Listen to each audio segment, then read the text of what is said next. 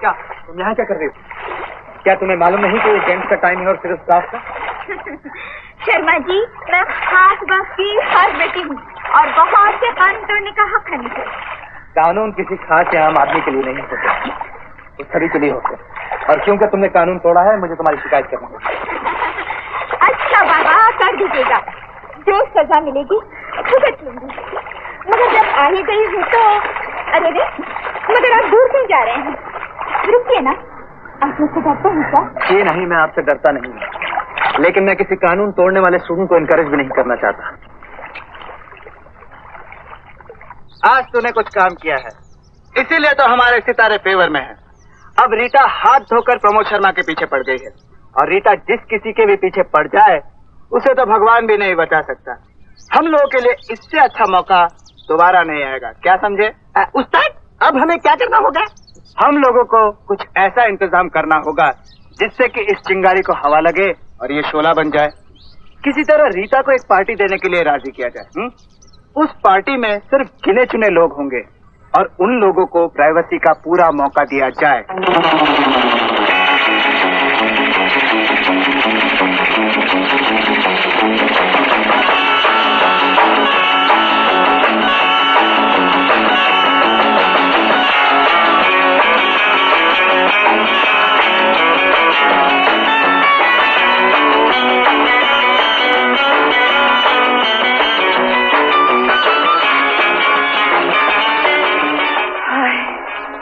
ये इंतजार भी कितनी बुरी चीज होती है। अरे वो तो प्रोफेसर है, उसे तो सिर्फ पढ़ने पढ़ाने से रिश्ता है, क्या जाने इंतजार क्या होता है। नीता, उसे तुम्हें अपने साथ ही लेके आना चाहिए। हाँ, मैं भी यही चाहती थी, लेकिन क्या करूं, प्रिंसिपल साहब ने उसे बुला लिया और वो चला गया। हाँ, मगर उसने मुझे वादा किया था कि वो वक्त पर पहुंच जाएगा।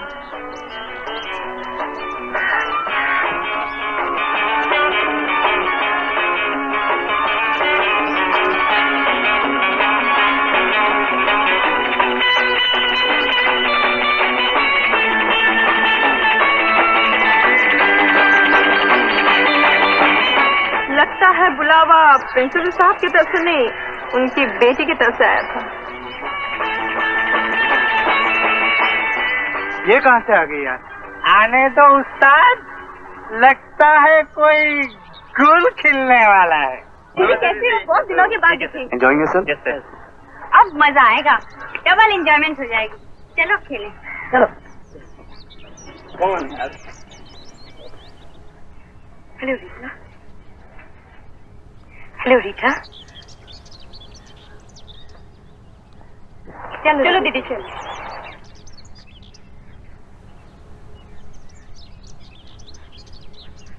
क्या बात है रीटा, तुम परेशान क्यों हो? मधु मेरे साथ आई है इसलिए या क्योंकि मैं देर से आया हूं? देखो रीटा, मधु को मैं लेकर आया हूं, और अगर तुम्हें इस बात का एतराज है तो मैं इसी वक्त पार्टी छोड़कर चला जाता हूं। नहीं, आप ऐसा मत कीजिए। कितने शौक से हमने पार्टी अरेंज की है, अगर आप चले गए तो सारी रौनक खत्म हो जाएगी। तो फिर आओ चले, सब इंतजार कर रहे हैं। चलिए। मधु जी, आज आपसे गाना जरूर सुनेंगे।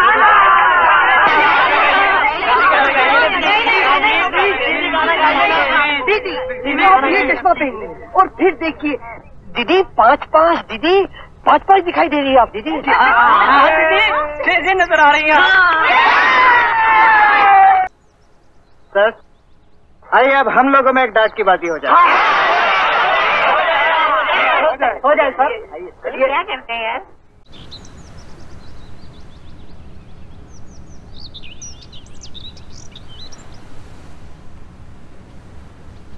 लीजिए सर, शुरू हो जाइए। Thank you. हो जाए सर।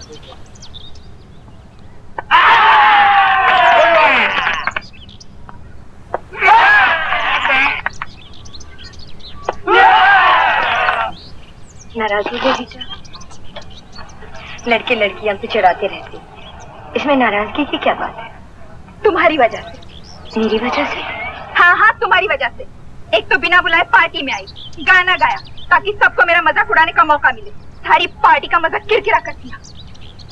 मुझे अफसोस है रीटा, अगर मुझे मालूम होता कि मेरे आने से ऐसा होगा तो मैं कभी नहीं आती। मैं सब जानती हूँ। ये तुमने जानबूझकर किया है ताकि सबको पता चल जाए कि तुम प्रमोद से प्यार करती हो। नहीं नहीं रीटा, ऐसी कोई बात नहीं। ओह शट अप! मुझे मालूम है तुम्हारे और प्रमोद के बीच में क्या चल रहा है, मगर इतना याद रखना, प्रमोद मेरा है, मैं उससे प्यार करती हूँ। अगर तुमने हम दोनों के बीच में आने की कोशिश की तो मैं तुम्हारी दूसरी तरफ।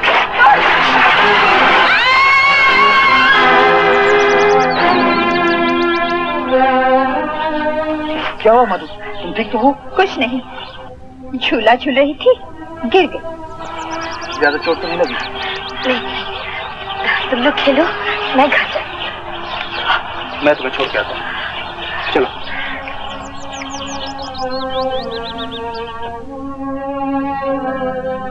शाबाश रीता, दोबारा तुम्हारे रास्ते में आने की हिम्मत भी नहीं करेगी। तुम्हारा क्या ख्याल है, प्रमोद उससे प्यार करता है? हरगिज नहीं, प्रमोद को तो उससे सिर्फ हमदर्दी है और कुछ नहीं। तुम जरा चालाकी से उसे अपने रास्ते पर ले आओ ना। मैं क्या करूं, मैंने तो बहुत कोशिश की, लेकिन वो लड़कों के सामने ऐसा घबराता है कि पूछो ही मत। यहाँ कुछ नहीं होगा, तुम उसे किसी हिस्टोरिकल ट्रिप पे ले जाओ।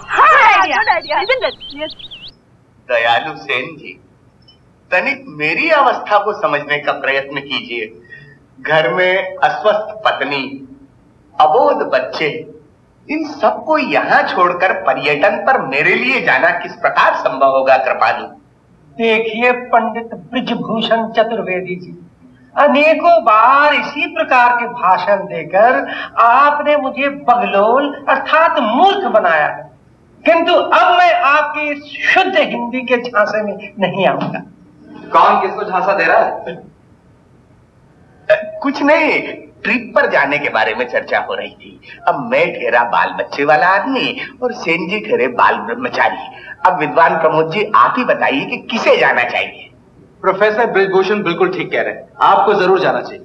लेकिन मैं... आप जानते नहीं हम कहाँ जा रहे हैं? कहाँ? कामदेव की मूर्तियां देखने। कामदेव की मूर्तियां? जी हाँ। तब तो मैं जरूर चलूंगा। धन्यवाद ब्रह्मचारी जी, धन्यवाद। मधु, तुम मुझसे कुछ छिपा रही, सच सच बताओ बात क्या है? खिलते खिलते अचानक मुरझाने क्यों लगी हो तुम? खिलना एक वहम था प्रमोद, मुरझाना हकीकत है। तुम इतना भी नहीं जानते, कोई एक बार मुरझाने के बाद कभी नहीं खिल सकता। मेरी समझ में नहीं आता मधु, तुम... अच्छा देखो, मैं कुछ दिनों के लिए एक हिस्टोरिकल ट्रिप लेकर जा रहा हूँ, तुम भी मेरे साथ चलो ना। You need a change. नहीं, मैं कहीं नहीं जाना चाहती। मेरे साथ भी नहीं? नहीं नहीं नहीं, मैं किसी के साथ नहीं जाना चाहती। मगर क्यों? क्यों मेरे साथ नहीं जाना चाहती? इसलिए कि तुम्हारी जिंदगी की खुशियों पर मेरा कोई हक नहीं। मेरा हक सिर्फ मुझ पर है। मेरे ज़ख्म, मेरी यादें, मेरे दर्द सिर्फ मेरे हैं और किसी के नहीं, किसी के नहीं।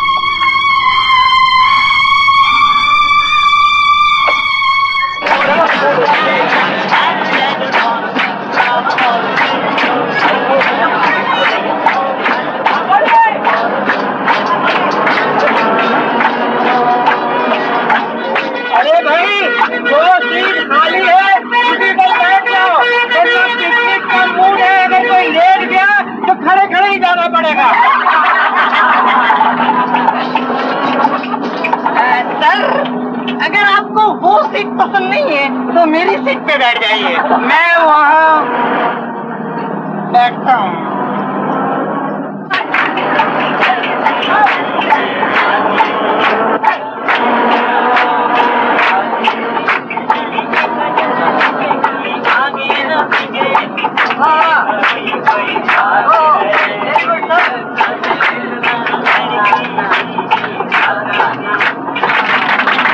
आप एक बंगाली गाना सुनाइए ना।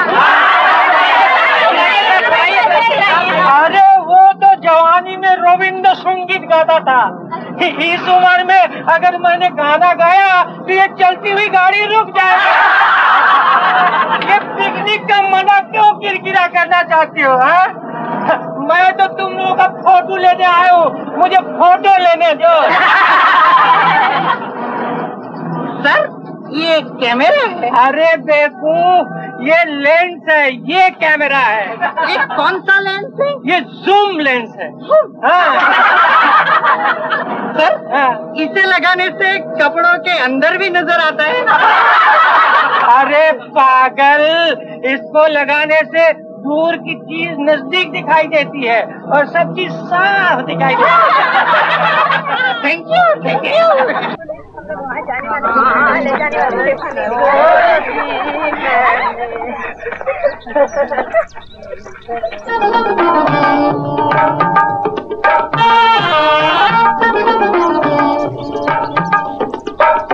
बाप रे बाप, एक से एक।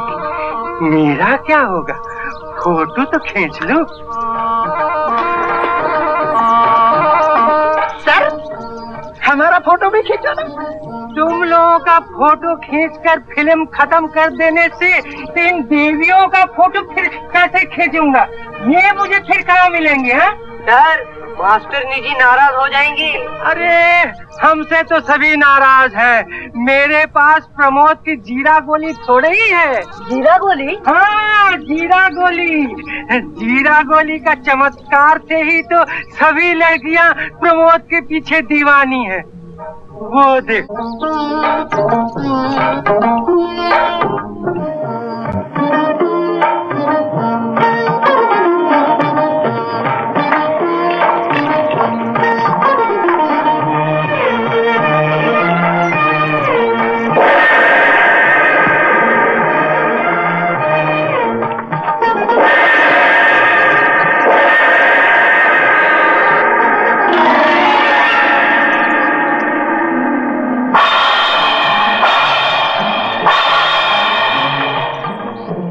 कमल, शर्मा सर नहीं दिखाई दे रहे।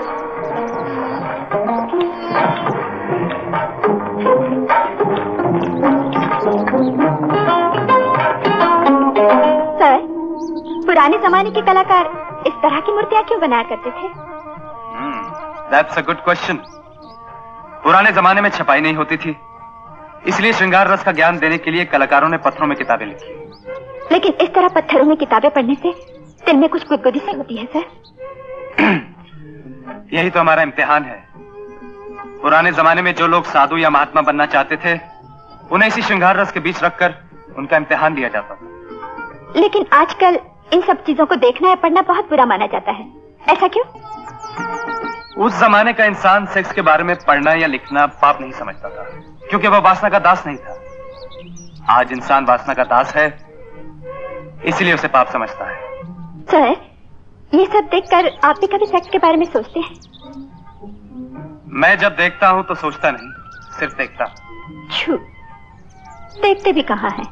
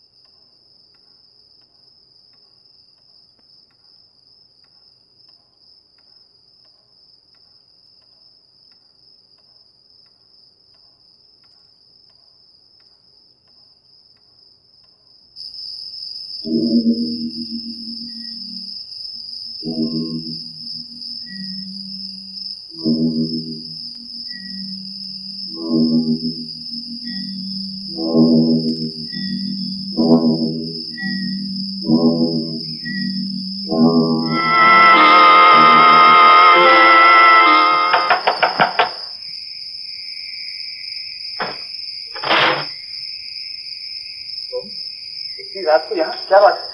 सर, मेरा हीरे का बंदा कहीं खो गया है। लगता है नाचते वक्त कहीं गिर गया होगा। मुझे तो बहुत डर लगता है। आप चलिए ना मेरे साथ ढूंढने के लिए। लेकिन इतनी रात को कहाँ मिलेगा? सुबह ढूंढ लेंगे। बहुत कीमती बंदा है, अगर किसी के हाथ लग गया तो मिलेगा नहीं। देखिए मेरे पास टॉर्च भी है, हीरा है, थोड़ी सी रोशनी में जरूर चमकेगा। प्लीज चलिए ना। मेरी बात मानो, इस समय नहीं मिलेगा, सुबह जाके ढूंढ लेंगे। सर, अगर बंदा नहीं मिला तो पिताजी नाराज हो जाएंगे। चलिए ना। रीटा, तुम जिद कर रही हो, मैंने कह दिया ना। मुझ में रहम कीजिए, मैं आपके हाथ जोड़ती हूँ। अरे ये क्या कर रही हो? पिताजी से बहुत डर लगता है। मुंडा बहुत कीमती है, अगर नहीं मिला तो